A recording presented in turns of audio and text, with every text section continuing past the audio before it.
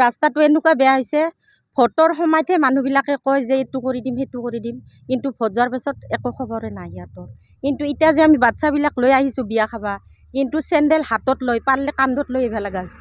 ৰাইজৰ বিভিন্ন দাবী স্বত্তেও এই ৰাস্তাটো সম্পূৰ্ণ হৈ উঠা নাই। স্কুলীয়া ছাত্ৰ ছাত্ৰীৰ লগতে গঞা ৰাইজেও বহুত অসুবিধাৰ সন্মুখীন হ'বলগীয়া হৈছে, যিহেতু ইয়াতে হাতী মানুহৰ সংঘাত।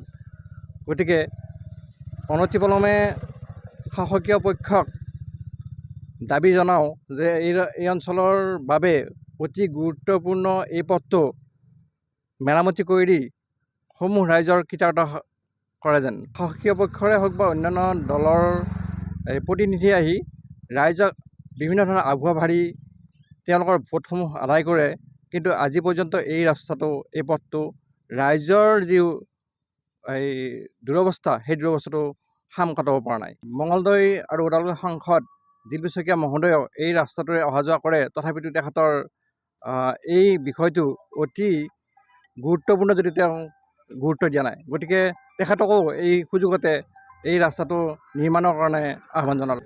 এইফালে বাগান হাতী বহুত ওলাইছে ইয়াতে, কিন্তু কিবা কাৰণত যদি আহিব লগা হয় বা কাৰোবাৰ বেমাৰ হ'ল বা কিবা এটা খবৰ দিব লাগে বা অহা যোৱা কৰিব লাগে, তেনেহ'লে সোনকালে আহিব নোৱাৰি যাব নোৱাৰি। ৰাস্তাটোৰ কাৰণে বহুত অসুবিধা আৰু তাৰমানে স্কুলত যে ল'ৰা ছোৱালীবিলাক যায়, আহোঁতেও নামিব লাগে যাওঁতেও নামিব লাগে, বহুত অসুবিধা আৰু তাৰমানে ৰাস্তাটো ভাল হ'লে সোনকালে যাব পাৰে, টাইমৰ হেৰি আছেতো।